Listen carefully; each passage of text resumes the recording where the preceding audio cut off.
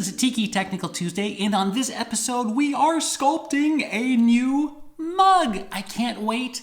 I especially can't wait because this mug design has been resting and hiding and percolating in my sketchbook for, I am not exaggerating, 4 years. I've been wanting to do this mug for a long time, and I can't wait to bring it out into the world. Now, I was just going to tell you what this mug was, but I thought it might be fun since it's a rather unusual piece to start sculpting it and let you guess. Maybe you can guess what it is. Maybe you can't. I don't know. I will drop some hints throughout the sculpting process. The very first hint is it is an animal. And with that first hint, we'll just dive right in. Let's get some clay. We're going to use 2 different types of clay for this new mug sculpture. I'm going to use Monster Clay Medium and Monster Clay Firm. And it just so happens that we have a whole bunch of Monster Clay Medium in the form of the last sculpture we did. So I'm going to take apart the Dead Bastard mug and reuse all of this perfectly fine Monster Clay to sculpt the new mug with. Once we've got our pile of recycled clay, we put it under the heat lamp so it can soften up for mashing onto the armature. Now, you are looking at this fancy pants armature and wondering, wait a minute, when did we make that? We'll go back and talk about that once we have finished guessing what this new mug sculpture is. And speaking of guessing, hint number 2, it is a sea critter. In fact, it is a cute sea critter, and it will match perfectly with Meanie Moby and our cute little squids. So at this point in the sculpture, it's all about just locking that clay onto the armature. We're building up a general base form and just making sure that that clay is not going to move when we push it around. Okay, I feel like we're really starting to get somewhere with the general form. Maybe you have been able to guess what's happening. Maybe not. Maybe you think you know, but you actually don't. Only time will tell. But my main concern is I don't want to dial in detail. This is not a detail time. This is the general blocking out and forming. I am concerned about balance, big general shapes, and just making sure that I've got my symmetry here and that the general form feels correct. And the tools I'll be using a lot now are going to be these microplanes. I absolutely love these microplanes. And I'm going to be using these large rake tools for all of this detail work. This general shaping work. Not detailing. We're not detailing, just general shaping. And only when I feel that I've got the rough form dialed in will I even begin to think about detail. Back to it.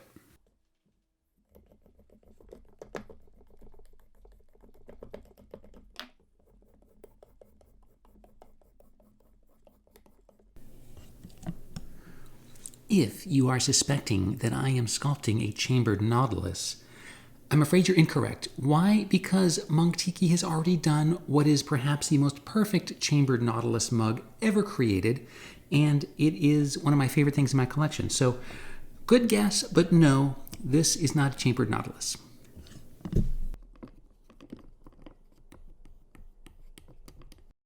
This part of sculpting is really like sketching. It is a very rough picture of what the finished result is going to be. And it's very tempting at this point to want to pack in a little bit of detail or really dial in on a spot. This is not the time for that. This is all right now the moment to just figure out what the general silhouette of this form is. You can see I'm almost sketching outlines with clay, and then I go back and fill in those outlines to make a solid form. Hint number 3, it is an homage mug, meaning that it pays tribute, in this case, to something that I love from my childhood. These are homage mugs I've done in the past, an homage to a classic cocktail, the Jungle Bird, an homage to a classic tiki mug, the Tiki Bob. Now, this mug that I'm doing right now, like I said, it is paying homage to something that I loved as a kid and still love to this very day. All right, the shape is just about where I'd like it, and that means it's time to move on to detailing round 2, and that involves big tools again. Big details need big tools, so I'm using a combination of like this tool handle, and then I'm going to actually use I think I've got some brass piping that I'm going to use right here, and then I even move on to the end of a paintbrush to get the texture in there I want. Then I move on to a large rake to smooth things out, and then from that large rake we will move to smaller and smaller tools as we work our way into the spiral on this mysterious object.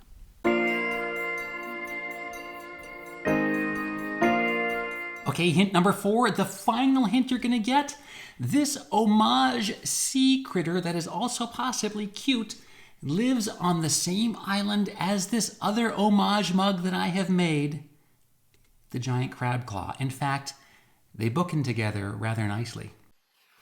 So this mysterious form is nearly completely roughed out, and as a final pass, I'm doing something that you can do with monster clay that can be kind of fun and terrifying all rolled into one, and that is taking a torch to it to slightly melt the surface layer of the clay. Monster clay is mostly wax, and this way you can get a nice kind of smooth sheen and kind of get rid of any tool marks, but you have to be really careful because yes, you can set it on fire, and yes, you can melt too much of it, and you can even burn it. Another last step I'm going to do is refining the bottom edge of the sculpture. Now, these little plywood bases are handy dandy things to have, but sometimes they get in the way of getting to the bottom of the sculpture.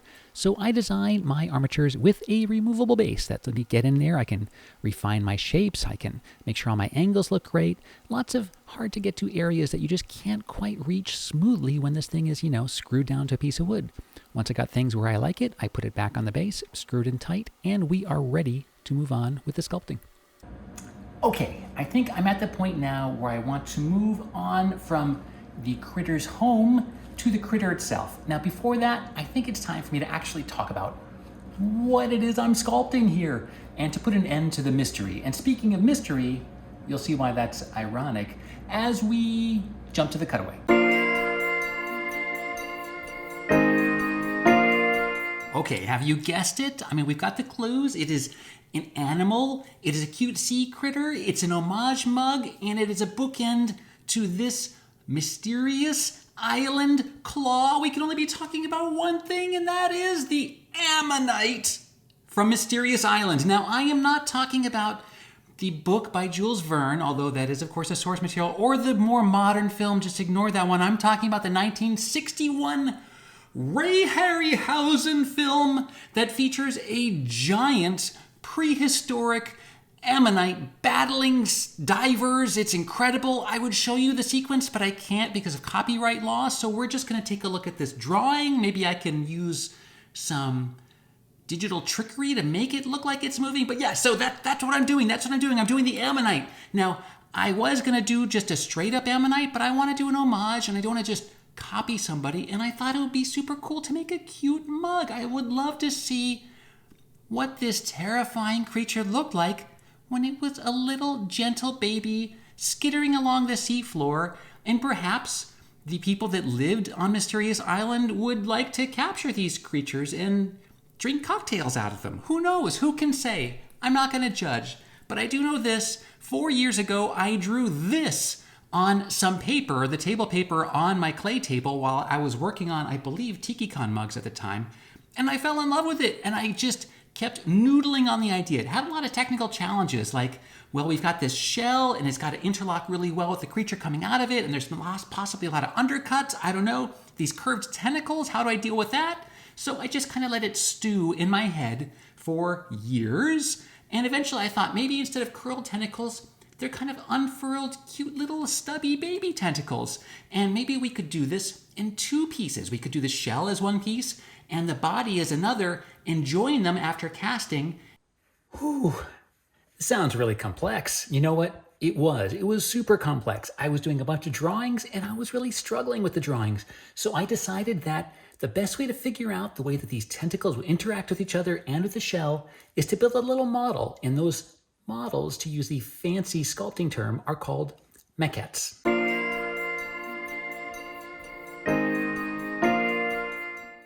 For the base of my small model, I got this, an actual ammonite. It is a fossilized ammonite that I got off of eBay, and I'm going to be using it as the base for my miniature model. Now, tiny models like this are fantastic when you're doing organic shapes or complex shapes that you want to be able to kind of rotate around in your hand to figure out, where your mold lines are going to be. All these tricky little bits that can be difficult to do on paper. Sometimes plan views just can't solve every problem, and you need to actually hold a physical model in your hands. Here we are, the maquette is done, and I could not be happier. Yeah, I was able to figure out a lot of little problems that I was just wrestling with on paper. It's a lot of complicated angles and curly bits and fiddly bits, and I didn't know if one tentacle would be in the middle or if I was just gonna do 4 tentacles. Anyway, I was able to solve a lot of problems, and I'm ready to scale this thing up. So what is gonna happen now? Well, I'm gonna take photos of this. I'm gonna bring them into Photoshop, and I'm gonna print them out at various scales to decide how large I want to make the actual mug. I wanted to live nicely with our other undersea critters, and I wanted to feel good in the hand, but I also wanted to hold enough, fluid to make you happy. So anyway, that's what we're gonna do today. Photographing it. Once I get the scale locked in, we move on to armatures. I knew for this sculpture that I was going to be using a medium monster clay for the relatively simple shape of the shell, and I was going to switch to a firm monster clay for the more intricate shape of the body of the creature itself. So I wanted to make an armature that could split into 2 pieces, and I'm going to do that by designing it on a computer because it's fun and it's always an exciting challenge. And I'm going to laser cut the main part of the shell and put in some slots that will accept this incredible brass square-shaped tubing that slots together perfectly and allows me to key together both elements of the armature. I can pull them apart, put them back together, they'll click together perfectly every single time. I'm attaching a 2-part foam epoxy called Freeform Air, and this is going to be the creature side of the armature. It's going to bond to those brass rods, and I'll be able to slide it in and out, kind of like an electrical plug. Okay, there you go. Armature is complete. I have mounted it to this board that has a center line, which lines up with the little points I have here on the tippy top of the shell armature, and that will let me use a laser guide when I am sculpting this, because it's all about symmetry, especially for this portion of the sculpture. And check this out. Boop-a-doo. I can remove this because I'm going to plan on sculpting this separately than this and molding them separately, as you will see later on in the process. Oh, fantastic. And I can remove this. I have it screwed in there, so I can take this off when it comes time to mold this part of the mug. And this shape is temporary. It's nice and firm now. The epoxy is completely set. I might make this bigger. I might make it smaller. I might modify it, but we'll see when we start putting clay onto it. Speaking of which, it's time to start cutting up some clay. Okay, now you know how the armature was put together. We are all caught back up to the part that we were. Oh my God, this is getting confusing. I believe it's time to actually start sculpting the ammonite.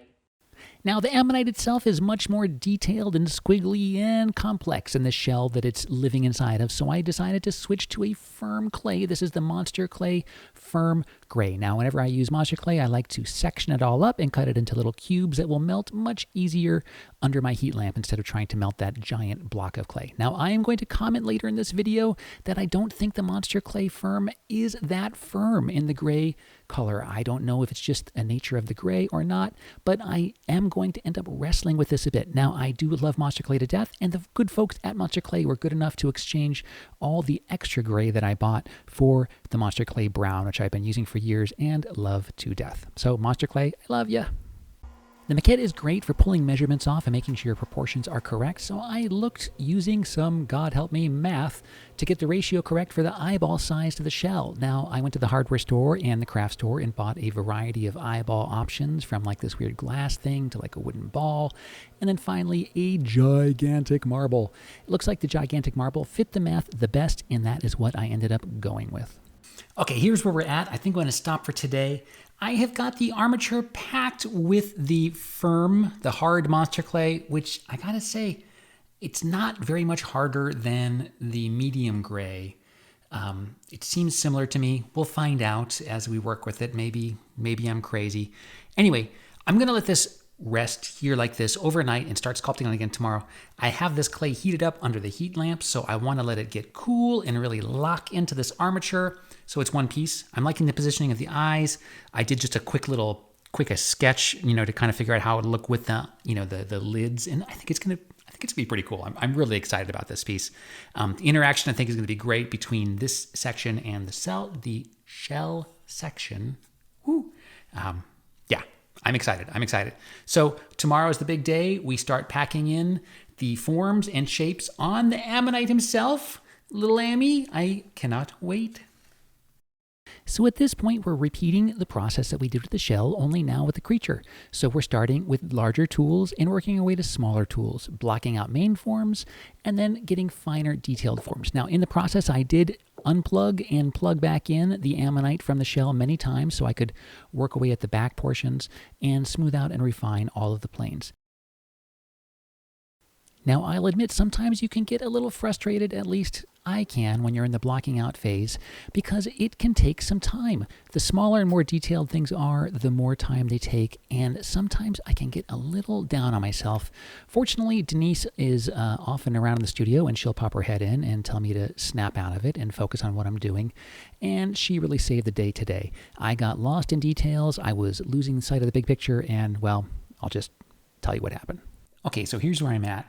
I have got things much better. I am really excited with the way the form is taking shape. I will be honest, this morning, I was kind of getting a little down on myself. When you're looking at the rough sculpture for so long, it's kind of easy to forget that it's going to be going somewhere. And so I was having a lot of self-doubt. But anyway, Denise, God bless her, came in and told me to snap out of it and smooth it out and figure out those forms. And I am ecstatic. I have some temporary pupils on here. I don't know if I'm going to have it, looking to one side like this, how I want to lay that out. Still kind of figuring it out. But I'm getting the brows on there, and I am really happy with this little guy. This is a softer, kinder, more jellyfish, childlike version of the giant Ammonite, so I wanted to make those eye spikes that you see on the big one a lot more soft and playful. Okay, we are getting really close. The surfaces are looking fantastic. I have been using a lot of mineral oil to do some smoothing on the surface and getting my final edges dialed in. And another detail that I decided to add is this. I'm putting a little bit of an eyelid on the Ammonite, and I'm really excited about it. This is a temporary one just to kind of see how it looks. To do the final one, I'm going to use my fancy pants handmade clay slab rolling thingy. I don't know, let's just take a look at it. They're really easy to make if you want to do your own. My mini slab rollers are made out of styrene sheet that has some styrene strips glued to them. I did them in 2 different thicknesses. I used 0.75 millimeter strips, and I also used 1 millimeter strips. Now, if you don't have styrene sheet lying around, you can make these out of a piece of wood and some tongue depressors. The nice thing with the tongue depressors is you can stack them up in various thicknesses to make different thicknesses of slabs. I use saran wrap to keep the clay from sticking to anything. I put down a layer, put down the clay, and then I put down another layer on top of that, and then you just roll it out with any round object you have. In this case, I'm using a PVC pipe. It works great. And lo and behold, there you have it, a perfectly evenly thick slab of clay. Easy peasy. Eyelids are a perfect opportunity to make use of a slab roller. You want that even, perfectly thick slab to roll over the surface of your eye. It's just much easier than trying to do it by hand, mashing a bunch of clay on and smoothing it out. Anyway, back to detailing, everybody. Ammonite fun fact, nobody really knows what they look like. I mean, sure, there's tons and tons of fossils, as you see, and I have one here, but this is the part that survives. The gooey little squiddly part always kind of just disappears through the ages. Now, there are some like partial fossils, but they usually end up dying like in a little blob of jelly, not nicely spread out so we can see what they look like. So I'm basing my critter purely on the Harryhausen interpretation of an ammonite and a little bit of the tractor ammonite shell, like the fossil that I got, because I just think they look super cool. So do not look at this through scientific eyes. You should only look at it through Harryhausen eyes. And maybe if you see a hint of perhaps a baby Cthulhu, if I dare say, I'm not going to rain on your perlerade. You can see what you want to see. Now, I will say that we're getting close to the end of time that I have. I was hoping to get a little farther on this, but Tuesdays have a way of sneaking up on you. So I'm going to do a little more detailing. I think I'm going to try to add some little tentacle wrinkles on here. Then we're going to do a final brush down and smooth out. And that's going to be the end of it. Will I want to add more detail? Of course I will. Will I add more detail? Absolutely. But we got to stop this video somewhere, right? All right, let's smooth out this surface using mineral spirits. When I use mineral spirits to dissolve the surface of the clay, your brushes are going to act like different grits of sandpaper. This is a very aggressive, low grit. It's a stiff chip brush. After I finish with this, if I I knock down the majority of the rough stuff, I'm going to switch to a mediumly brush. It's kind of a medium nylon brush. It's still stiff, but a little bit more aggressive with just a touch more mineral spirits, and I'm going to knock down even more detail using this. Once I'm happy, I want to arrest the action of the mineral spirits, so I'm going to switch to rubbing alcohol and then a very fine, soft nylon brush. You can see I'm holding it in my hand now. I'm going to switch brushes in just a second. But I want to switch to that alcohol because I don't want the mineral spirits to keep dissolving away the monster clay. After this step, if I wanted to go even farther, I would actually just switch to water and soft brushes to get this surface extremely smooth. I'm not going to do that here because I plan on texturing this piece even further. This is just to kind of see where we're at this time. Okay, you know what? I think that we are out of time. I've gotten the little Ammonite as far along as I can get it before this episode of Tiki Technical Tuesday has to be released. And I'm super happy with it. Is there a lot more to do? Oh my God, yes, there is a ton more to do. I want to work over this texture a little more. I'm trying to think of what I want the skin to look like exactly. And I've got to get some suckers on the bottoms of these tentacles and maybe even a little mouth. How will you be drinking out of this? Good question. As you noticed in the sketches, the top section of the shell will be removed. So I have to work on that. And I still want to tighten up the detail in on the shell. Overall, though, fantastic. Couldn't be happier with this fellow. I cannot wait till he is done. We can start getting some molds done and I can start experimenting with some glazes because I've got some pretty cool ideas for what I'm going to do, especially for these eyeballs. Yes, these little balls of clay are temporary. I've got something in mind for the eyes. I'm excited. Anyway, thank you for joining me on the adventure of creation for the little Ammonite. I hope that you enjoyed. Maybe you guessed, maybe you didn't. I don't know. But it's always a pleasure to have you in the studio here on Tiki Technical Tuesday. Thank you for watching. If you have not subscribed yet, what are you waiting for? Click subscribe. It means the world to me. And I will see you on the next episode.